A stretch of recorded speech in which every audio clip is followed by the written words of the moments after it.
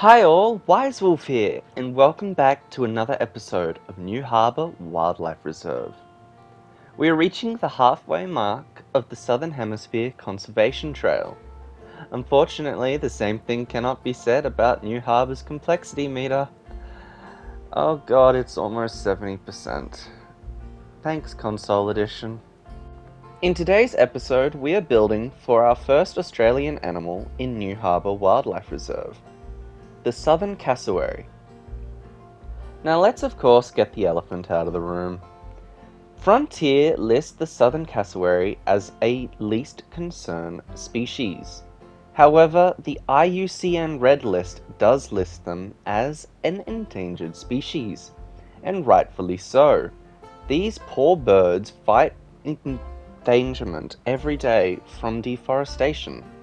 So let's talk about these birds that are going to call this habitat home. The Southern Cassowary. A large flightless bird native to the tropical rainforests of northern Queensland, as well as parts of Papua New Guinea and nearby islands. It's one of the heaviest and I must emphasize this, most dangerous birds in the world. It can kill you before you even know you're dead. That's probably an exaggeration, but it's terrifying. That's why I like to call it the murder turkey. The Southern Cassowary aren't the only thing that will be making an appearance in this video. Stand by to the end of the video for a little surprise animal. It's not exactly one that Frontier has done itself, and unfortunately so, because it's a really beautiful animal. No, this is of course a fake animal prop made by the one and only Dinosaur. So stand by to the end of the video for that. Now, let's get into the good part, talking about the animal at hand. So of course we have the Southern Cassowary. Native to Australia of course, hence its appearance in the Australia pack. This bird can stand up to 1.8 meters tall and can weigh anywhere from 58 to 70 kilograms. However, some individuals have been known to exceed this weight, which is a scary thing to think about. These birds have striking dark blue and black feathered plumage, with a vivid bright blue skin on its head and neck. The feathers themselves are somewhat hair-like and don't have barbs like those of most other birds. On top of their head, they have a large helmet-like structure, which is called a casque. This is made of keratin, much like human hair and nails, and is thought to be used in communication, but it also helps to protect their skull as they push through dense forest undergrowth. Now let's talk about their murder weapons, their legs and feet. They have long, muscular legs and large, powerful feet, with 3 extremely sharp claws, the middle claw of which being able to grow up to 12 centimeters long, and is especially dangerous, used in defense and attacking. In real life, when a keeper would need to enter a cassowary's exhibit for God knows whatever reason, the cassowary is either put in backstage or they enter with large, heavy metal shields. That's because that middle claw can disembowel you, and it's not the pleasantest of ways to die. Cassowaries are omnivores. Their diet consists mainly of fruits, but they will also eat fungi and small invertebrates. Also, some small vertebrates. They play a key role in rainforest ecosystems by dispersing seeds. For example, the seeds of many rainforest plants, including those of the native cassowary plum, rely on the cassowary's digestive system to spread and germinate. Despite their large size, Southern cassowaries are actually very fast runners, and they can reach up to speeds of 50 kilometers per hour in short bursts. If you ever see one in the wild, good luck. They're also good swimmers, funnily enough, and can navigate rivers and streams, which helps them move across the rainforest's wet terrain. And this is what makes them dangerous. Cassowaries are generally solitary birds, but are highly territorial. During the breeding season, males may engage in vocal calls to mark their territory and ward off intruders. You, as a fleshy human, may be mistaken as said intruder. The Southern Cassowary's breeding season typically runs from June to November, with the female laying a clutch of 3 to 5 large green eggs, which can measure around 13 centimeters long. These eggs are actually incubated by the males, and are incubated for a period of 50 days. The female plays no part in raising them. By the way, here's a cassowary now. As I was saying, the males take care of the chicks once they hatch, which after hatching, the chicks are well camouflaged and leave the nest quickly, following their father for protection. They remain dependent on him for several months as they grow, but once they are fully grown, they generally bugger off because, again, territorial reasons, and we don't want the father getting angry with the chicks and probably killing them. Cassowaries inhabit the tropical rainforest of northeastern Queensland, Australia, and surrounding islands of New Guinea and Indonesia. They prefer dense forest environments which provide both food and cover. They are typically found at altitudes up to 1,200 meters above sea level in the wet tropics of Queensland. The Southern Cassowary is classified as endangered, as I mentioned before, by the IUCN, unlike the Bloody Frontier saying that they're not even of concern.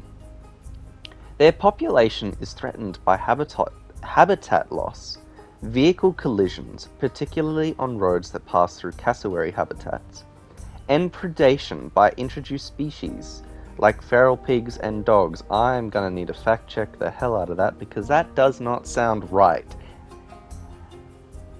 Oh my god, it's real. Where was I? We've already touched on the importance of the cassowaries have to the seed dispersal, as they are often referred to as a keystone species, due to the vital role in the regeneration of rainforests by dispersing seeds.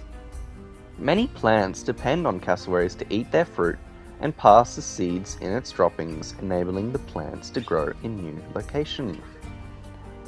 This is the part that I need to warn everyone about. If you're watching this video and you see a wild cassowary, good luck. Despite their importance, cassowaries have earned a reputation for being dangerous to humans. The birds have powerful legs and sharp claws that can inflict serious injury or even death if they feel threatened. While they usually avoid humans, they may attack if startled or cornered, or if they perceive a threat to their territory. There have been a few recorded fatalities, often involving people getting too close to the birds or even attempting to feed them. Which, I'm going to say this a lot when it comes to Australian animals. Do not feed wild animals unless you are a wildlife carer. Feeding them, you're either feeding them the wrong stuff, or you're gonna get yourself killed. Or, in the case of dingoes, which I will touch on in the dingo vid, you're gonna make them feel like humans are too reliable and it can cause problems. More on that when dingoes enter New Harbour in a couple of videos. Conservation efforts for the cassowary in Queensland. There are various conservation programs designed to protect them, including habitat reforestation projects and efforts to reduce roadkill incidents. Also measures to control invasive species. Time for some fun facts before we move on to the surprise animal. In the wild, cassowaries can live up to 20 to 40 years. And in communication, cassowaries can make a range of sounds, including deep booming calls that can be heard from a large distance. These calls are thought to help them communicate with others over large distance in the dense forest. That about sums up the cassowary. We are now going to move into the surprise animal at the end of the video that I mentioned at the start of the video. This isn't much of a surprise for anyone who saw my community post on the 1st of February. So, if you did see that, you would already know what is about to come into this habitat. Of course, it is not a frontier animal and doesn't have any animations. It is a prop animal. And this animal I really want Frontier to add because it's just beautiful. It's a disappointment that it was not in the Zookeepers pack. I am of course referring to the Goodfellows tree kangaroo, another Australian-ish species. I know there are two species of tree kangaroo that are specifically native to Australia, but Goodfellows I'm pretty sure is more of a New Guinea and surrounding islands species of tree kangaroo. The Goodfellows tree kangaroo is a relatively small species of treeroo. Adults typically weigh between 7 and 10 kilograms. Their body length ranging from 45 to 60 centimeters, with a tail that can be about 60 to 70 centimeters long. They have thick but soft fur that varies in color, from a reddish brown to yellowish hues on the back, with lighter patches on the belly and face. This helps them blend in with the dense leafy environment of the forest. Their tail is long and muscular, providing balance as they move through the trees, just like a kangaroo's tail provides balance as it hops through the outback. The Goodfellows tree kangaroo is a herbivore, feeding primarily on leaves, fruit, and flowers. They are known to feed on a variety of vegetation in the rainforests. They forage in the treetops using their strong dexterous forelimbs to grab and pull food closer to them. Goodfellows tree kangaroos are typically nocturnal, being most active during the night. However, during the day, they tend to rest in the higher branches of trees well hidden among the foliage. They are generally solitary animals, with each individual having a defined home range in the forest canopy. Breeding in Goodfellows treeroos usually occurs around the end of the dry season. Like other marsupials, they give live birth to tiny, underdeveloped young that continue their development in their pouch. The Goodfellows tree kangaroo is an endangered species. It is threatened primarily by habitat loss due to deforestation for agriculture and logging. As we approach the end of the video, I'd like to thank you for sticking around this long. If you enjoyed it, please feel free to leave a like and subscribe. It really helps the channel out. And if you want to, feel free to share it with a friend. And also, if you could, hit the notification bell so you get notifications of when I upload. It's generally every Sunday though for this series. I'm not sure how it will go once New Harbour is finished. Until next time, which will be the Jaguar, by the way. I hope you've enjoyed, enjoy the last cinematic, and I will see you in the next video. Peace out.